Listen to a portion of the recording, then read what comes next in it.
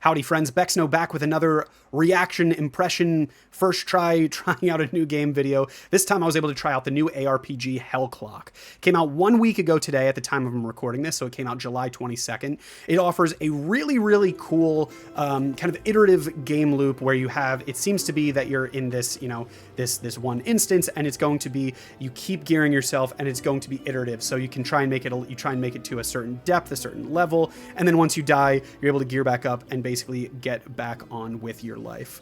So I did have I was able to play the game. I'm only about 30 minutes in, but it was definitely enough time to give me a taste of, I think, what the game loop really has to offer. Again, this is going to be a very, first impression review of the game. If you don't want it, this is more of like, hey, I didn't really feel like watching the full 30-minute stream that you had where you actually play it. So this is kind of just my notes summarized to save you a little bit of time if you didn't want to watch all of that stream.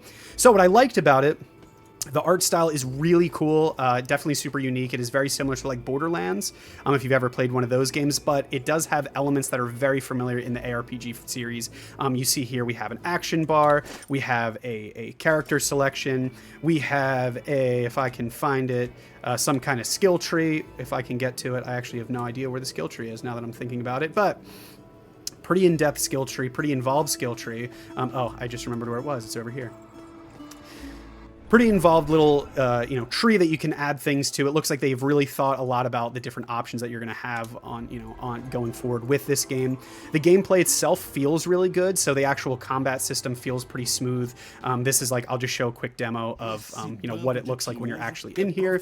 So it's very smooth, again, very visually appealing. I think that's honestly one of the first things that really stuck out to me was this game just feels good to play, which is really always something that is important when you're playing. You don't want to pick up a game that you find out that you hate it 2 seconds in because it's really clunky, it's really slow. This game feels like it's rewarding enough to keep you going, but it's not giving you everything away too, which is really cool.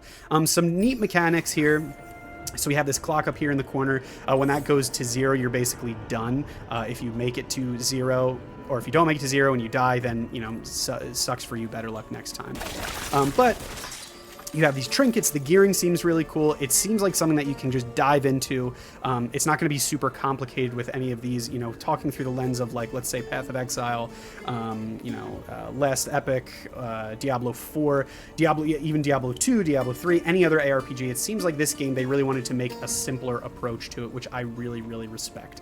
Again, this is all under the caveat that I've only played this game for a very short amount of time, but I do think it was enough to give me, that gut feeling of, hey, I do think this is something that is worth trying out. It is available right now on Steam. It is only $20, so I generally try and follow the rule of like 1 minute or $1 spent, I should get roughly an hour of gameplay out of a game, which I really don't see myself having any trouble doing this, again, because it's only, $20. So right now, where the game sits in terms of development, so they do have an end game that is out. It is currently in beta. They actually just released a statement today, kind of announcing some more details about the end game, what to expect, where the game is going. So it seems like they are gearing this towards something that you're going to be rewarded for playing the actual game. There is a story. You see this Act 1. If you remember when I went back to the skill tree, it seemed like there's another skill tree, and it seemed like there were going to be 3 acts in the main story, but it seems like they want you to play the game, but to give you something else to do at the end with kind of this iterative,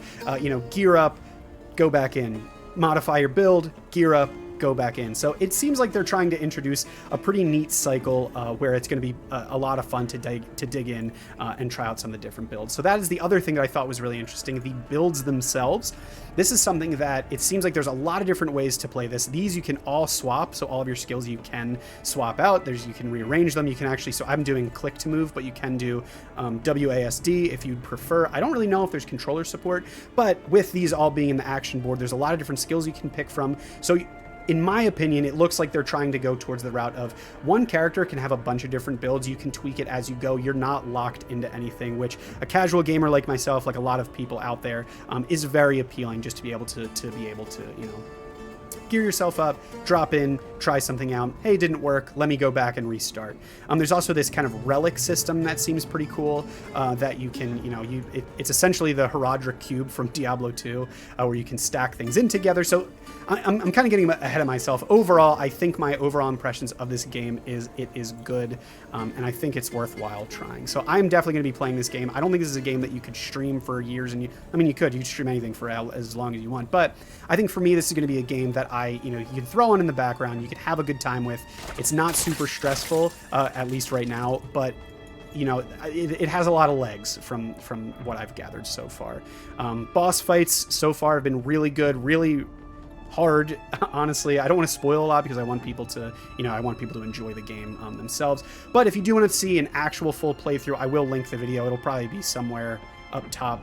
I'll link the actual full, starting creating my character, and I was able to do, get to a couple different bosses. I really I was able to dive more into these kind of skill tree and stuff like that. So all that being said, I really like this game. I'm really impressed to see where it's going to go. So for my gut check, I'm giving it a thumbs up. Definitely go give it a shot. I'm curious to see what you guys think. Like this video if you like this video, if you're going to give it a shot.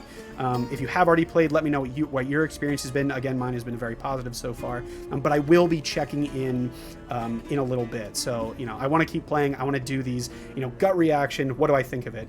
Revisit this video in a little bit and say, hey, that really didn't work, or hey, I didn't really like how that was set up, after I get 10, 20, 30 hours. And then once I get to the end game, I would love to make some videos just kind of outlining that process as well. So I'm going to end the video here. Thanks for stopping by, guys. I really, really appreciate it. Yeah, that's all I have to say. Thanks for stopping by. See you guys on the next one.